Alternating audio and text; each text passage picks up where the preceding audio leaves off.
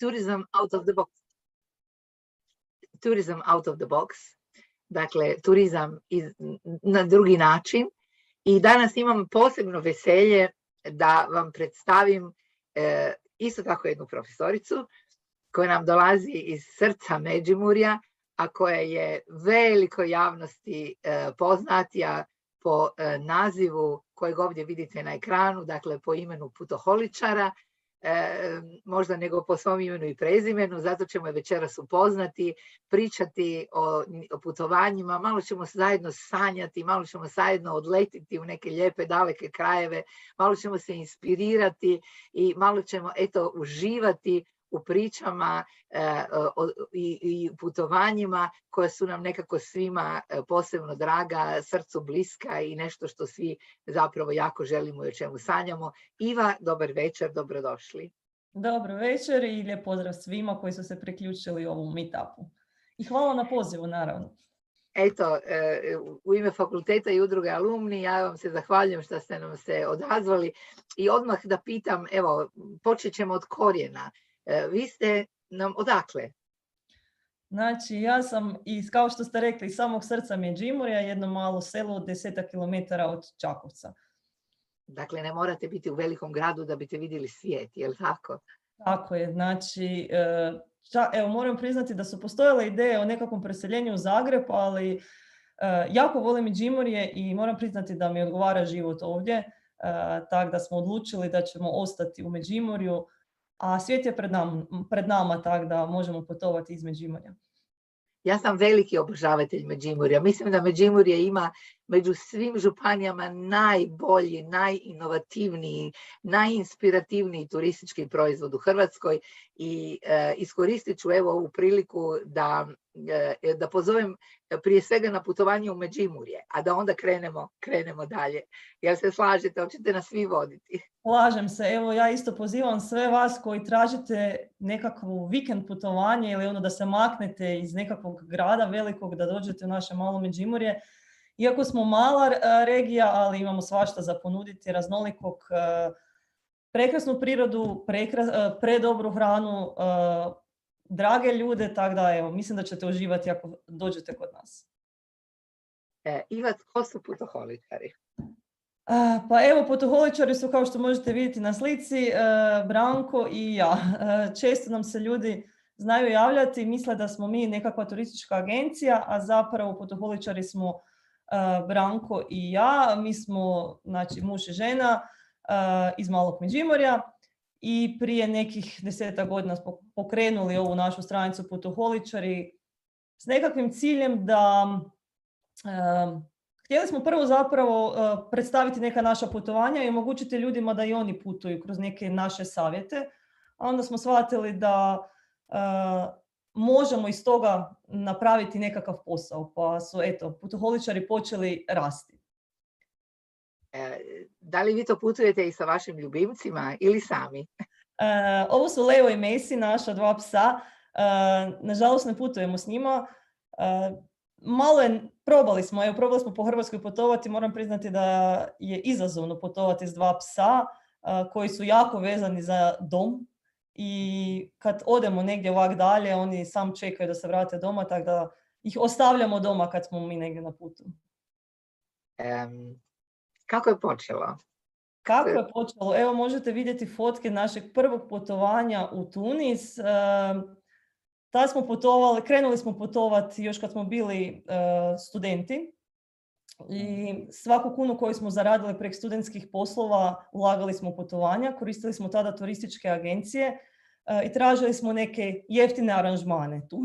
Tunis je tada bio jedna od jeftina destinacija gdje ste mogli za jeftine novce dobiti all inclusive. I moram ispričati priču da na našem prvom putovanju smo se zarazili sa bakterijom, nekakvom bolešću, šigela se zove. Otrovali smo se, jednostavno proveli smo neki tjedan dana na infuziji.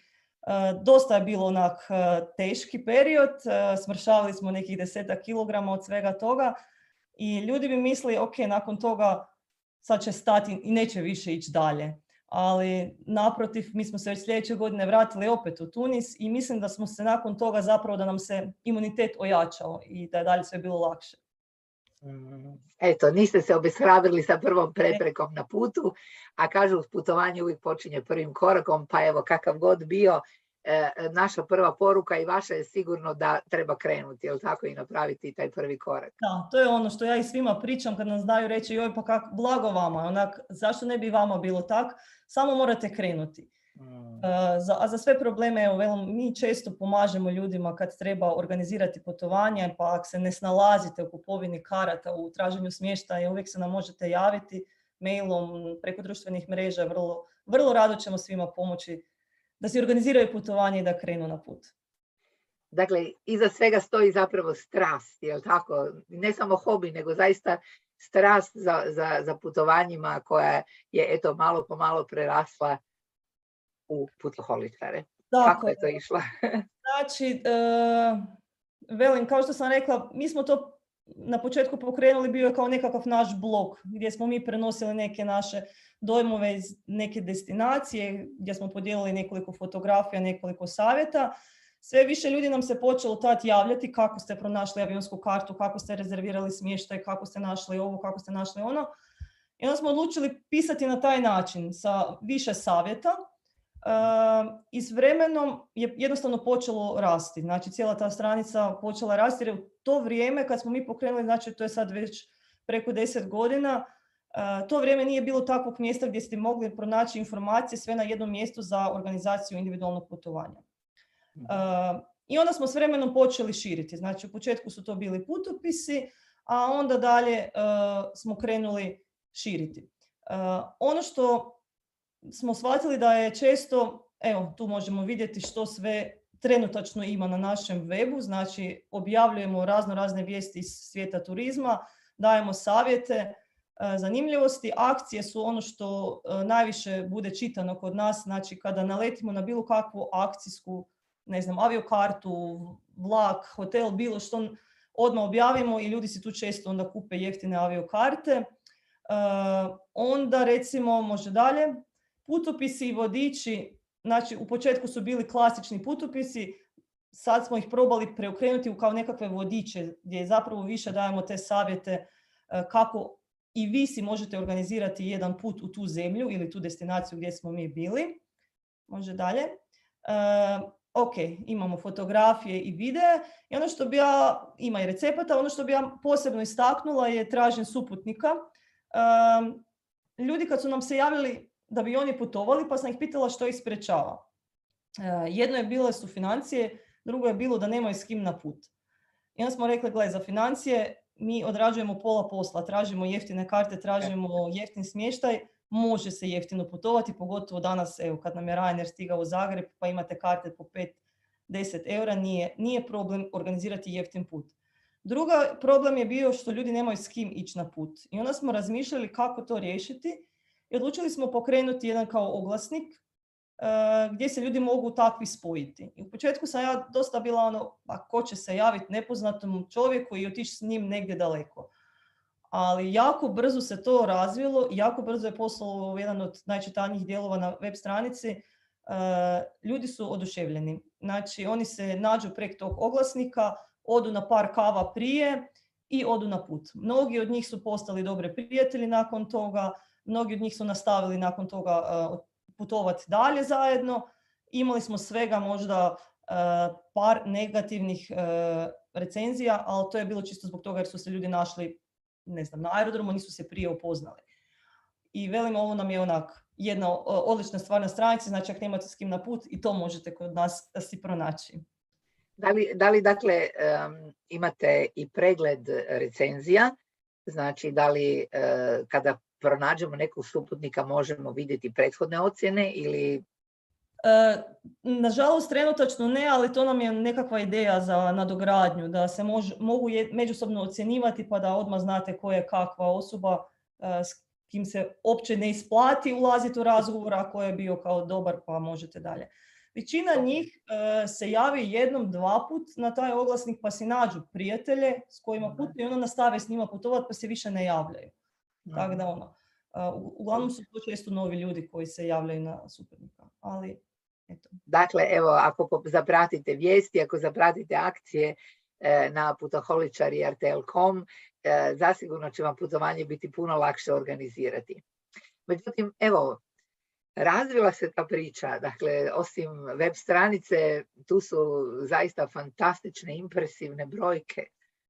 Da, kao što ste mogli vidjeti, pisalo je putoholičari.rtl.com, znači par godina nakon što smo pokrenuli, ušli smo u suradnju sa RTL-om, što nam je jako dobro došlo i što nam je bio još jedna odskočna daska za dalje. Mi smo društvene mreže pokrenuli, Facebook tada i web stranicu, sve ostalo kako je dolazilo, kako su se razvijale društvene mreže, tako smo se i mi uključivali i evo, kao što možete vidjeti, brojke rastu iz dana u dan i moram priznati da nas sve više ljudi zapravo prati preko društvenih mreža. Ima dosta ljudi koji misle da smo mi, recimo, ne znam, samo na Facebooku, da niti ne znaju da imamo web stranicu, jer oni čitaju naše objave recimo na Facebooku ili na Instagramu. Ja sam među tima, evo, bila. Da. I ono što sam primijetila, podijelili su se ljudi. Na Facebooku je recimo neka, ajmo reći, starija ekipa, dok se na Instagramu skupila mlađa ekipa. TikTok smo nedavno pokrenuli, pošto je i to sad hit, pa pokušavamo biti u trendu i loviti i taj vlak, pa ćemo vidjeti kako će se to dalje razvijati, ali da, brojke rastu od tada konstantno. Ono što bih morala spomenuti, da bi brojke rasle, radimo 24 sata doslovno. Znači, Branko je morao dati otkaz na svom poslu. Mi smo to radili kao nekakav hobi. Branko je tada dao otkaz i posvetio se full time putoholičarima. Ja radim u školi i dalje sam ostala u školi. Pa nekako kombiniram taj posao, ali probali smo kad odemo na put, pa ne znam, napisati mi smo sad na putu, nema nikakvih objava i shvatili smo da, ne znam, u tih tjedan, 2, 3 sve jako brzo padne, a jako se teško natrag vratiti. Tako da moramo svaki dan biti ažurni, svaki dan imati nekakve nove objave, pratiti što se događa u svijetu turizma, tako da za nas nema odmora, znači radi se svaki dan i na putu radimo i doma. Da, evo, mene baš malo zanima, jer mi imamo naravno vrlo romantičnu predodžbu o putovanjima gdje na večer, kada nakon ugodnog dana možda negdje u neki zalazak popiješ neko piće i tako dalje. A kako to izgleda kad ti to zapravo radiš? Da, pa mi kad smo negdje na putu zapravo obično ujutro odradimo jedan dio posla, pripremimo što će se taj dan objaviti, pa znamo što je super, sad ta tehnika napredovala pa se može dosta toga tempirati da se tokom dana objavi. Kad imamo internet, znači ovisi gdje putujemo, ako imamo internet onda radimo skoro cijeli dan, znači ne znam, odemo nešto pogledati pa jedan dio odradimo. A ako nemamo internet, onda obično na večer kad dođemo do smještaja sjednemo za računalo, laptop je uvijek s nama i odrađujemo ono kaj moramo, od odgovaranja mailova do raznih objava i tako dalje. Branko je obično taj koji je zadužen za mailove i za objave na web stranicama, a društvene mreže su moje, tako da smo se nekako podijelili i onda svaki svoj dio odradi. Ako smijem pitati, ovdje kaže 10.000 pretplatnika, to su, pretpostavljam, oni koji dobivaju newsletter, ili? Da. Koliko često šaljete?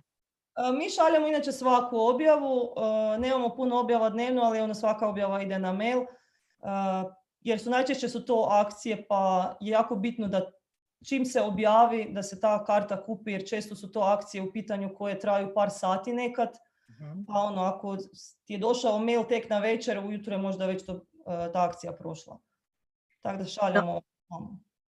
Kad smo sad već malo zakoračili u ovaj dio i posla, znači kako je strast postala i posao, jasno je da je to dakle omogućio neki digitalni svijet, međutim kako zapravo dolaze prihodi onda iz toga? Da li su to sponzorski ugovori ili postoje neki drugi način? Evo, mislim da ima na sljedećih par slajdova baš primjeri. Ovo je čisto, možemo sad ovaj dio samo proći. Ovo su neke objave, možete prelistati fotkice, ima ih više.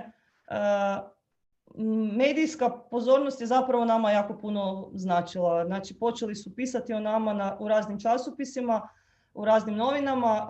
Bili smo na, možete više ovo prevrtiti sad malo, bili smo na raznim TV emisijama, gostovanjima, održali nekoliko predavanja i tad je zapravo sve krenulo. Jer mi kad smo vidjeli da bi mogli od toga napraviti posao, mi smo probali sami i jednostavno nije išlo, jer niko nije znao za vas i niko nije znao što zapravo smo mi radili.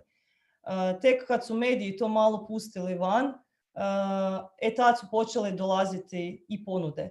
Znači, do tada smo mi sami tražili nekakve suradnje, a nakon toga su se počele su se firme javljati nam putem maila, putem telefonskih poziva i počeli smo dogovarati nekakve suradnje.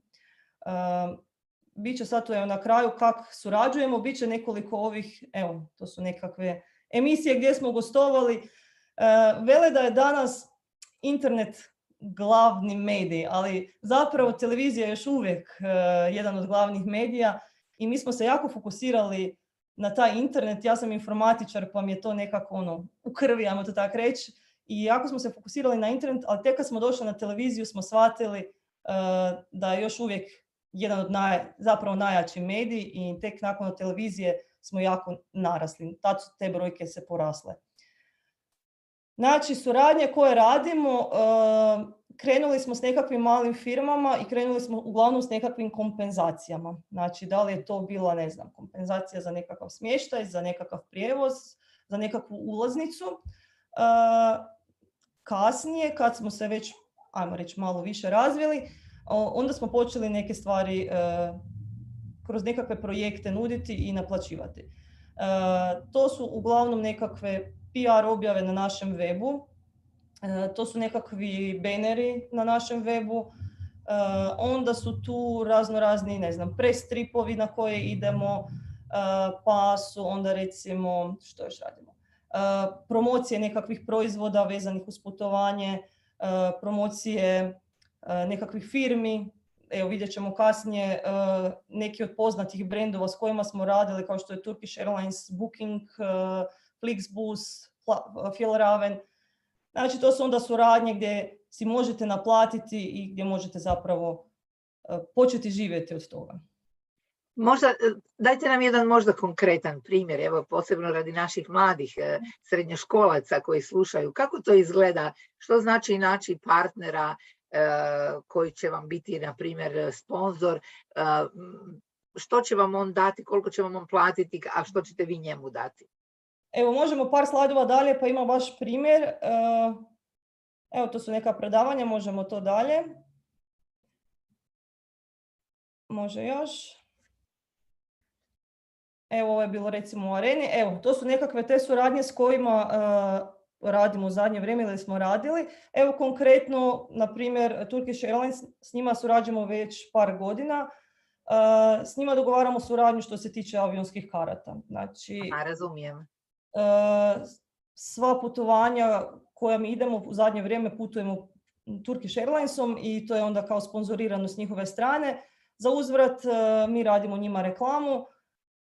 Da li je to kroz društvene mreže gdje radimo nekakve objave, kakva je usluga u Turkish Airlinesu, da li su to recimo, evo, na ovakav način ih također promoviramo dok imamo nekakva predavanja i kad recimo oni imaju nekakve akcije avionskih karata, onda to isto ide kroz nas, pa onda mi promoviramo njihove akcije i na taj način uzvraćamo im za avionske karte. Dok recimo sa Intersportom ili sa turističkom zajednicom Njemačke i su bili konkretni projekti gdje su oni rekli, ne znam, trebamo to i to. I za to u Njemačku putujte, istražite, pišite, je li tako? I recimo konkretno za Intersport, evo primjer, prošle godine smo radili za njih, htjeli su promovirati odjeću za planinarenje i rekli su da moramo posjetiti neke planine u Hrvatskoj i na taj način ispromovirati njihovu odjeću i za to da moramo napraviti određeni broj fotografija, videe smo morali napraviti i članak. I radili smo recenzije tih odjevnih predmeta. Turistička zajednica Njemačke, oni su nam recimo, oni su nas zvali u Njemačku da isprobamo te sve njihove destinacije, specijalitete i tako dalje i da to onda promoviramo kroz naše web i kroz naše društvene mreže. I pozovemo naravno Hrvate da dođu tamo posjetiti njihove zemlje. Pretpostavljam Booking.com je naravno vezan za smještaj, Emirates također. Da, i uglavnom gledamo da se te sve kampanje koje radimo s njima uglavnom moraju biti povezane na neki način sa turizmom, odnosno s putovanjima. Znači ne ulazimo, bilo je često nekih upita, ne znam, da reklamiramo, ne znam, sad mi ništa ne pada na pamet konkretno. Ali ako ne mogu ja povezati to s putovanjem, onda to nećemo raditi. Dakle, vi ste i u tom, dakle, sponzorskom dijelu konzistentni i povezujete to isključivo s onim što radite. Prvo, kaj kažemo, znači mora biti na neki način povezano s putovanjem. Evo konkretno Zagrebačka banka, onak si ljudi misle, kaj ćete s bankom raditi? Banka je radila prije 2 godine, ili čak prije korone, radili su, za vrijeme korone, radili su kao kartu Hrvatske sa mjestima koje se mogu posjetiti unutar Hrvatske. Bilo je organizirano kao natjecanje, mogli su se prijaviti razni OPG-ovi ili razne, ne znam, svi ljudi koji nude nekakav turistički sadržaj su se mogli prijaviti i oni su od toga napravili jednu kartu sa svim tim mjestima gdje se sad ljudi mogu pronaći gdje otići u Hrvatskoj. Evo, ovo su neki primjeri, ne znam, Turkish Airlines, ovo desno je Intersport, dolje Fjallraven. Velim, nekad je kompenzacija u pitanju, nekad je to financijski pokriveno. To da, dakle, to je vrlo odgovorno i s jedne i s druge strane. A sada ono što nam je san, jako je ružičasta ova karta svijeta. Da, ljudi misle zapravo da smo puno posjetili zemalja, ali onda kad ja vidim tu kartu, onda vidim zapravo je svijet jako veliki, još puno je pred nama. Nekih 70-ak zemalja smo posjetili i moram priznati da smo u početku ganjali te države, da ih imamo što više, ali shvatili smo da to nije smisao putovanja i zadnje vrijeme se često vraćamo u neke zemlje koje su nam onak baš sjele i koje su nam se baš svidjele, pa se često vraćamo u neke zemlje ili gradove. Tako da broj ne raste tak naglo, ali evo, posjetili smo sve kontinente i svaki je poseban na svoj način, to mi je ono što mi je super. Na svakom kontinentu sam našla ono nešto što mi je drago. Recimo, u Aziji su mi ljudi onak najviše pri srcu bili. Ljudi su ti koji čine Aziju. Evo. Afrika, pogotovo južni dio, to je životinjski svijet. Pa kad se vozite cestom i onda vam, ne znam, krdo slonova prođe preko ceste ili, ne znam, žirafa se prošeta, to je baš onak wow doživljaj. A Amerika nas je ugodno iznenadila, pogotovo SAD sa svojom prirodom. Obožavamo nacionalne parkove SAD-a i volimo se vraćati u SAD baš po tim parkovima i evo, htjeli bi vidjeti sve te parkove, tako da se često vraćamo i u SAD. Vidim i Južna Amerika, doduše Brazil je tu je inače svojom veličinom dominantan, ali vidim naranđastu crtu sve do ognjene zemlje. Čile je tu, je li tako? Čile, ali nismo bili skroz do ognjene zemlje, nažalost, to smo radili jednu turu u Brazil, Čile, Kolumbija, ali smo zato posjetili Uskršnji otok, što mi je bilo onak posebno drago. I evo, ove godine se vraćamo u Južnu Ameriku, pa ćemo vidjeti kud ćemo i kad ćemo. Divno. Evo ovdje je jedan prekrasni citat koji ste nam vi napisali. Ljudi čekaju cijeli tjedan petak, cijelu godinu ljeto, cijeli život sreću, a ja putujem. Tako je. Ja moram reći da jesu nam taj naš web i te naše suradnje jesu nam omogućili da mi više putujemo, ali to ne znači da svatko od vas može putovati. Kao što sam rekla, mi smo krenuli putovati kao studenti. Ja sam doslovno u onom student servisu bila svaki dan, tražila kad će biti neki novi posao da zaradim koju kunu. Sve kad sam zaradila, sve sam dala za putovanje i može se putovati i pogotovo u ovo vrijeme može se jeftino putovati. Zato ljudi nemojte čekati, nego putujte. Kažu, ne treba tražiti izlike kao što su nemam novaca, nemam vremena, nemam s kime na put, ne pričam strani jezik. Putovati je opasno, treba naći, dakle, ne treba naći izlike, treba naći šansu i naći zašto bih trebao ići, je li tako? A zašto bi trebalo putovati? Zašto nam je važno da putujemo? Za mlade ljude koji misle da imaju cijeli život vremena. Zašto mislite da je važno da neko već sad u srednjoj školi kao student putuje? Prvenstveno zato jer promijeni pogled na cijeli svijet. Ja sam, moram priznati, imala nekakve predrasude i nekakva svoja razmišljanja, ali putovanja su me dosta promijenila. Koliko god to zvučalo onak malo, ali stvarno je tako. Počela sam drugačije razmišljati i ono kaj stalno govorim, nakon svih tih putovanja, ja sam zahvalna na mjestu gdje živim. I evo, na našem malom Međimurju, i baš sam pričala da sve što smo posjetili, voljela bi na nekim mjestima živjeti, ali uvijek bi se voljela vratiti u Međimurje i mislim da moramo biti sretni tu gdje živimo i ono što imamo, jer imamo jako puno za razliku od drugih nekih zemalja koji nemaju toliko, a puno su sretniji od nas. I onda kad vidite te stvari, kako su ljudi sretni, a stvarno nemaju bore se iz dana u dan da prežive, a sretni su, onda si mislite onak, pa mi bi morali biti još sretni zbog toga. To imamo i kak nam je. Evo, ovo je sigurno jedno od mjesta koje obilježavaju sretni ljudi, je li tako? Da, ovo je negdje u Indoneziji. Ovo su sad par fotki naših putovanja. Čisto da vidite na koji način sve putujemo. Mi smo u početku krenuli putovati onak dosta skromno, jer velim, nismo imali previše novaca, pa pazili smo na svaku kunu. Pa smo gledali da smještaj bude što jeftiniji, da ne znam, što više hodamo, da ne trošimo na javni prijevoz i tak dalje. I uspjeli smo na taj način vidjeti jako puno i što je zapravo super kod takvih putovanja, da poznate zapravo lokalne ljude i vidite kako oni zapravo žive. Da vidjet ćete tu na par fotki na kakvim smo sve mjestima bili. Evo recimo ovo jedno malo mjesto u Azerbejdžanu. Niko nije znao engleski, mi ne pričamo njihov jezik, spavali smo kod jedne obitelji u njihovoj kući i bio je predobar osjećaj. Mislim, doživljaj, vidjeli smo kako stvarno ti ljudi tamo žive. Tako da... Kažete nam, evo, pretpostavljam da je malo od naših slušatelja bilo u Azerbejdžanu. Što biste nam evo mogli o tom putovanju reći, ukratko?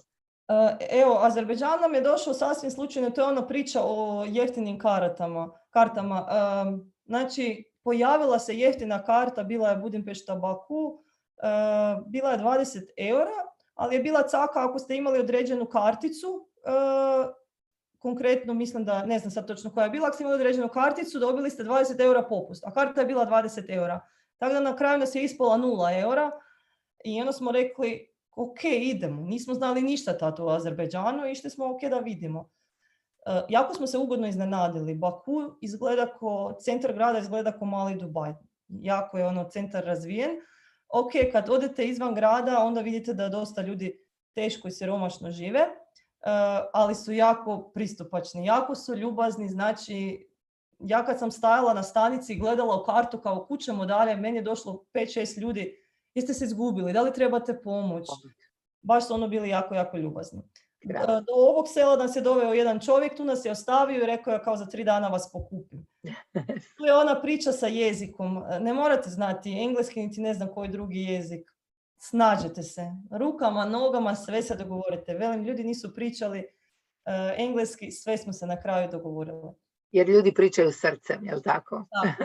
Tako je. Je li tvangorvat? Da. Često si ovako uzmemo bicikle ili skutere, pa onda volimo se upustiti u te nekakva mala mjestašca, u uličice, u neko mjesto, vidjeti kako stvarno ljudi žive i tako zapravo najviše istražimo. Mi smo u početku, ja sam osoba koja voli imati sve isplanirano i u početku sam svako putovanje onak detaljno planirala, a onda sam kasnije shvatila da to nema smisla i sad se prepuštamo. Kao što sam rekla, mi idemo sad uskoro za Južnu Ameriku, ja ne znam točno gdje idemo i kakva će nam biti ruta, znači sve ćemo na licu mjesta rješavati i na taj način zapravo nađete jako zanimljiva mjesta koja možda da ste istraživali ih ne bi možda niti našli. Evo vas na Kineskom zidu. Da, ovo je davno bilo. 2 puta smo posjetili Kineski zid. Kina je bila prva zemlja gdje smo putovali izvan Europe. I moram priznati da je postojao ogroman strah zbog njihovog pisma. I ja sam si doma čak pripremila nekakve, na papir sam si isprintala nekakve nazive bitne, pa ako neko neće znati engleski da mu pokažem. I čim smo sletjeli nam se to dogodilo.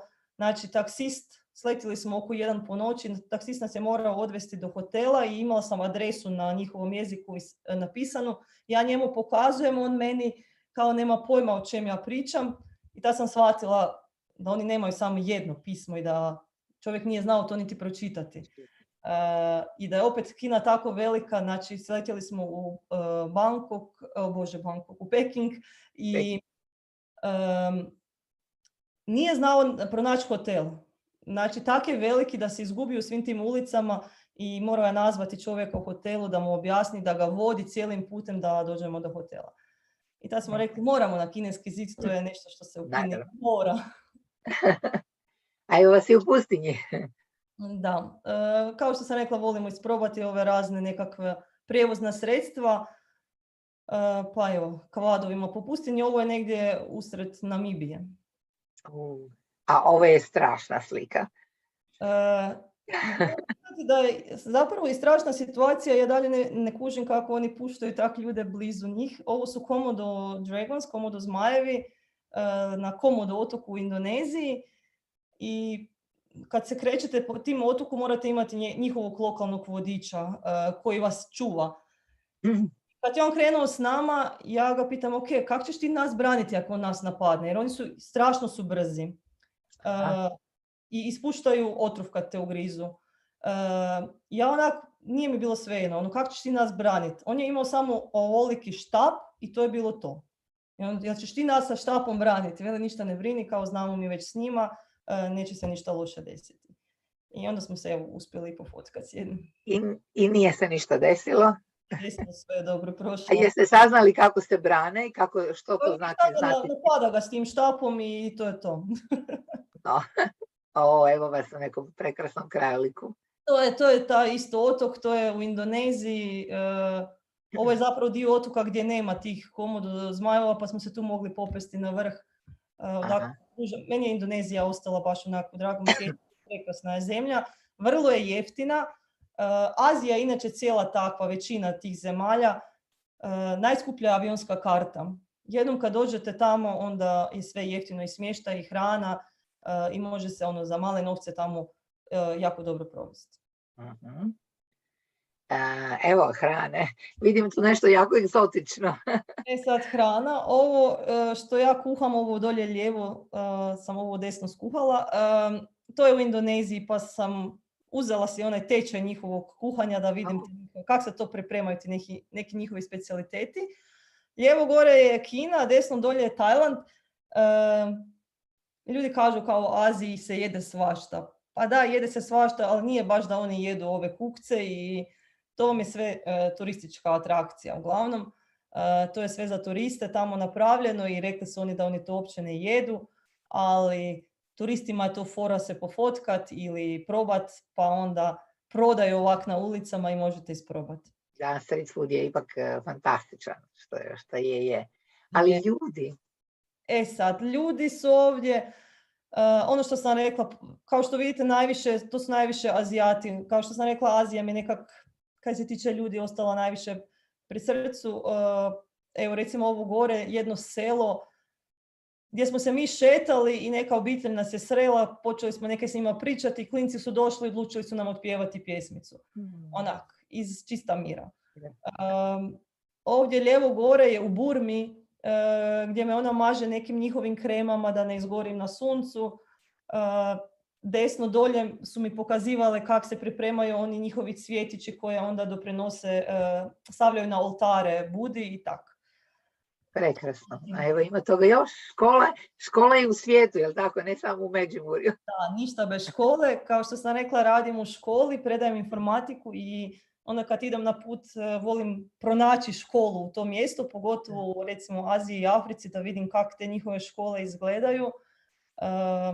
Ove tu dole klinice, to je Burma, njih smo čak naučili pjevati Bila mama kukunka, simpatično ispalo i tak. Ja volim svojim klincima u školi nekad pokazati ove fotke da vide kak se negdje djeca teže školuju, kak nemaju recimo opremu, pa se svejedno trude i veseli su. Bolji.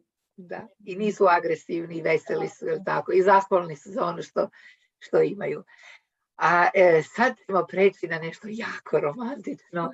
Vi ste se dakle vjenčali na nekom savršenom mjestu, morate nas malo uvesti u ovu atmosferu. Znači, dugo smo bili zajedno i tako smo dugo putovali i onda smo odlučili kao kako ćemo napraviti naše vjenčanje. Kod nas u Međimurju je običaj kao i u ostatku Hrvatske da to bude puno ljudi, velika svadba. Puno jest. I mi smo odlučili, mi inače nismo ljudi za svadbe, pa smo odlučili da nećemo to i da nećemo, ne znam, hrpu ljudi koje pola ne poznajemo na svadbi. I odlučili smo da ćemo se vjenčati negdje na putu. Te godine smo napravili jedan krug oko svijeta, znači napravili smo ovaj krug oko cijele kugle zemaljske. Krenuli smo iz New Yorka za Chicago, vozili smo Route 66 do Los Angelesa i tad smo otišli na Havaje gdje smo se vjenčali. Poslije Havaja smo išli za Australiju, Japan, Abu Dhabi i vratili se doma. A samo vjenčanje, dosta ljudi nas pita kako uopće organizirati vjenčanje negdje na drugom kraju svijeta. Ja sam uspjela pronaći ovaj gospodin gore, ne taj, jedan drugi zapravo, pardon, taj nas je vjenčao. Jedan gospodin i njegova supruga su organizirali vjenčanja na Havajima i uspjela sam pronaći njihov kontakt i sve sam se zapravo s njima dogovorila. Oni su sve tamo riješili.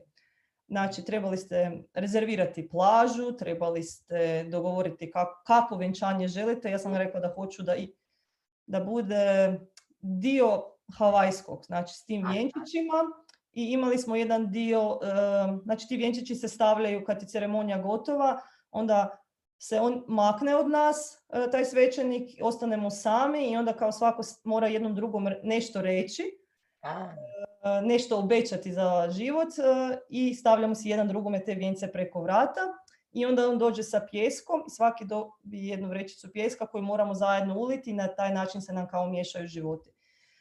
To je havajski dio i to sam ja htjela da ima taj havajski dio. Ništa, imali smo samo fotografa tog svećenika i to je to. Imali ste jedno drugo i zajedničku vrećicu pijeska. I evo, ona vas sigurno prati i vjerujem da još negdje stoji u vašoj kući. A sad iz ove divne oahu atmosfere moramo pokazati fotografije najizoliranije zemlje na svijetu, Sjeverne Koreje, koju ste vi također posjetili. Kako ste to uspjeli? Da, Sjeverna Koreja je jedna posebna priča. Onak na prvo nas zvuči onak, a kaj ćeš uopće tamo i da li uopće možeš ući unutra? Zapravo se može u Sjevernu Koreju i počeli su oni razvijati taj turizam, ali ne možete sami. Znači ne možete doći i preći granicu i ući u zemlju. Možete samo sa par agencija koje to organiziraju i možete samo iz Kine. Tako da smo mi odlučili, ajmo se spremiti put Sjeverne Koreje i odlučili smo da tamo trčimo ne maraton, ali 10 km. Nismo mi neki trkači, ali to nam se činilo ajmo trčati usred Sjeverne Koreje. Činilo nam se spora. Dosta su nas pripremali, znači ta agencija, prvo nađete se s njima u Kini, u jednom gradu na samoj granici sa Sjevernom Korejom i tada imate jedan briefing koji je trajao 1,5 sata, gdje su oni nama 1,5 sata govorili što mi u Sjevernoj Koreji ne smijemo napraviti. Recimo ova slika gore lijevo, to je način na koji se morate fotografirati kada je statua Kima, bilo kojeg Kima, pokraj. Znači, statua mora biti cijela u kadru, ne smijete ga rezati nigdje tu, znači mora biti cijela. Vi morate stajati mirno, ne smijete prekrižiti ruke ili se nešto zezati. I da bi se uopće fotkali kod ove statue, prvo morate doći položiti cvijeće, nakloniti se i tek tad se smijete fotografirati. neka pravila. Onda, ne znam, ne smijete fotografirati vojsku, ne smijete unositi religijske sadržaje u zemlju. Na granici vas provjeravaju. Dosta su nas onak ispreplašili na početku, ali na kraju nije bilo tako strašno. Ali moram priznati da tek kad smo se vratili doma, kad smo vrtili te slike, onda smo shvatili da su nas na neki način kontrolirali. Odnosno, dali su nam do znanja da smo slobodni, ali zapravo nismo bili. Kad smo došli tamo smo dobili njihove vodiče, ova cura desno, to je cura koja je bila naš vodič tamo, i primijetili smo da oni nas nisu ispuštali iz vida niti malo. Znači, tako dugo dok nismo mi legli u sobu, u krevet, tako dugo su oni bili s nama. I već ujutro čim smo se probudili, već su oni čekali na recepciji. Niste mogli sami negdje otići, ne znam, ja sad tamo pogledam, uvijek je neko bio uz vas. Maraton se nam je činio da je jedino vrijeme kad ste vi sami, znači kad trčite, ne mogu baš trčati za svakim, ali shvatili smo da niti tada niste sami. Ja sam u jednom trenutku stala i fotografirala sam neku malu curicu koja je stajala uz cestu i predugo sam se valjda zadržala. U tom trenutku je neko došao do mene i ovako me potapšao po ramenu i kao rekao je ajde nastavi dalje. Aha. Ne znam, išli smo sa puno pitanja, a vratili smo se sa još više pitanja. Još više. A onda, ono po čemu ste možda, putovanje po kojem ste možda i najpoznatiji, ili smo barem mi ovako obični, sa fascinacijom pratili to putovanje, to je dakle daleki Uskršnji otok, njegove fascinantne skulpture, a i fotografije su zaista fantastične. A Uskršnji otok je onak, meni se činio kao neko mjesto tamo jako daleko koje nikad u životu neću vidjeti. I onda smo planirali taj naš put po Južnoj Americi.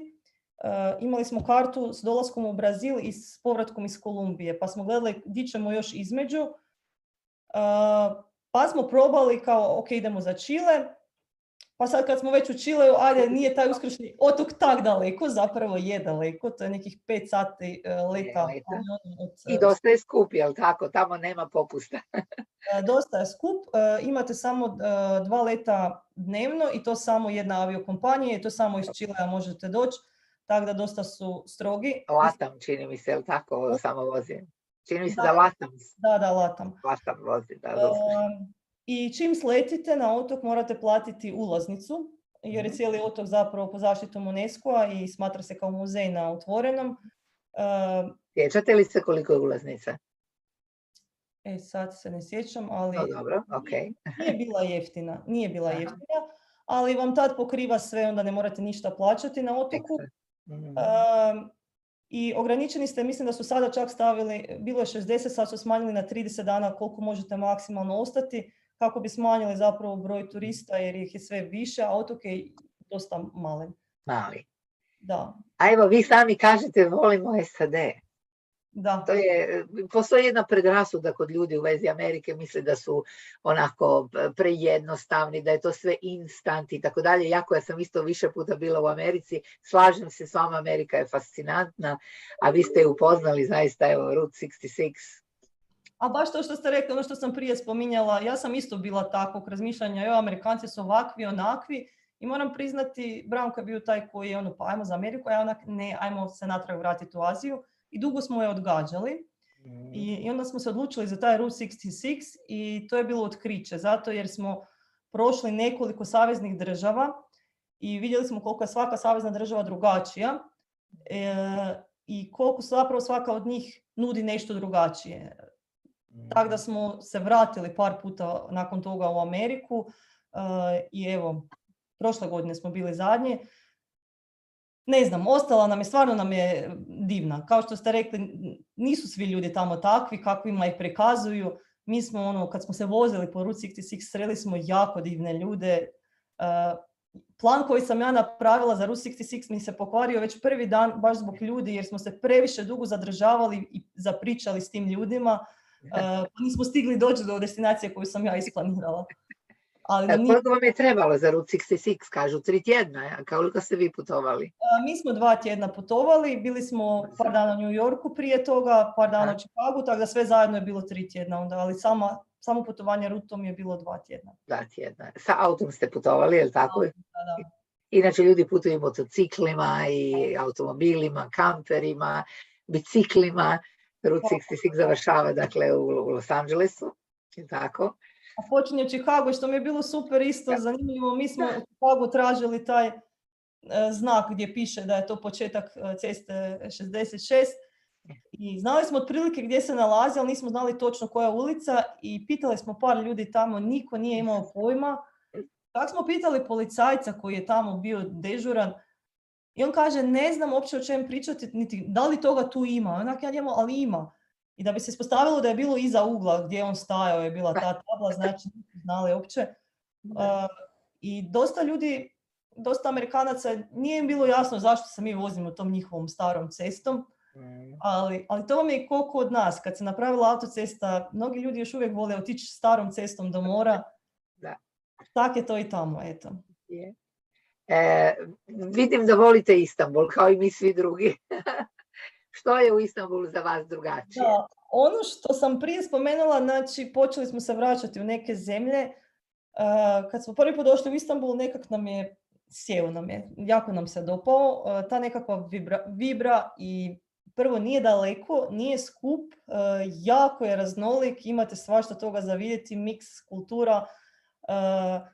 I moram priznati da smo se jednostavno zaljubili u Istanbul i često se vraćamo, ali i u samu Tursku, ne samo Istanbul. Tako je.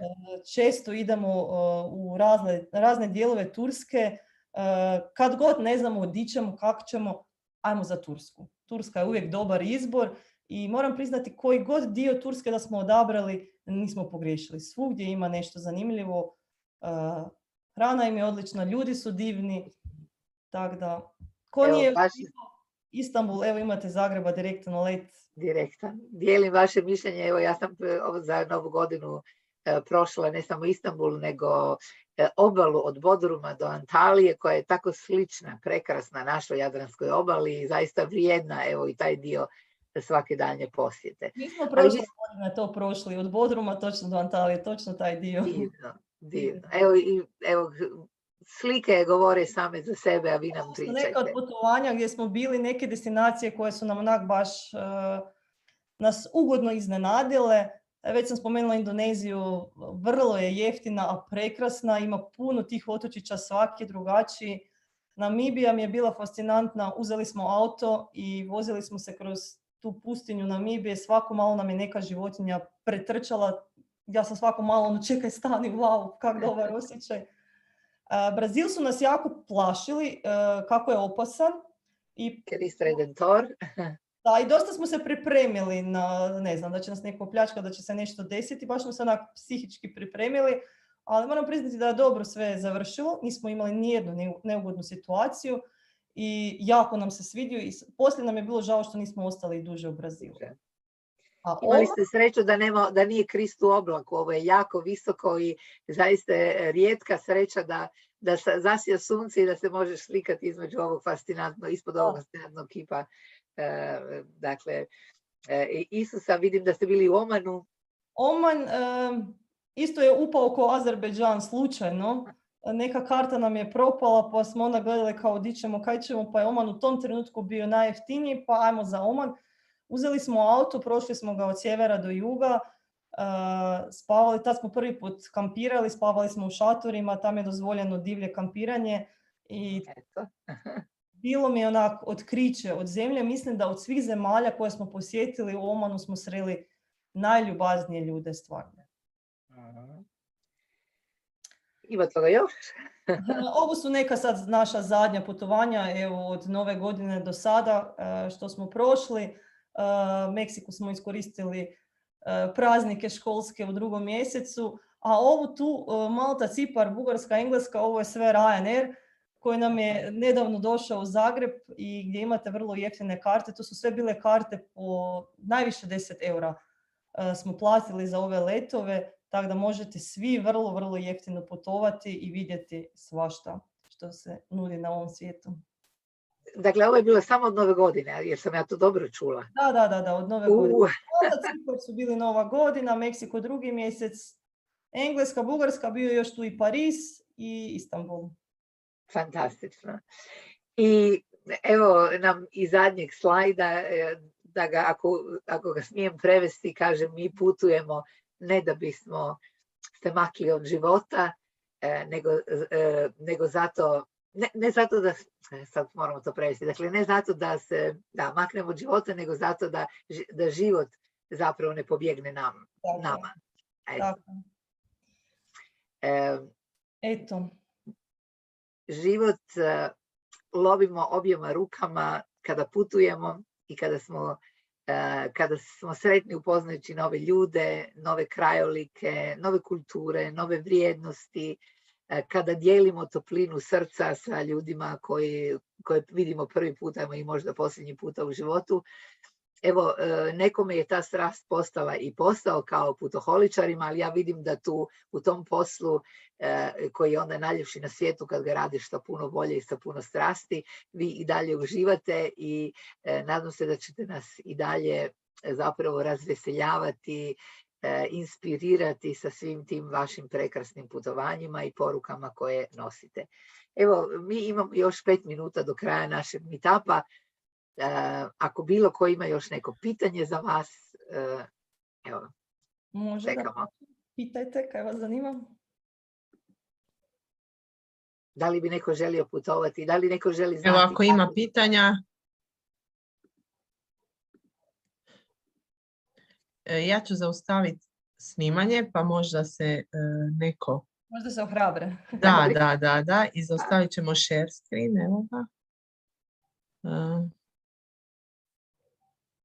Samo malo, sekundu.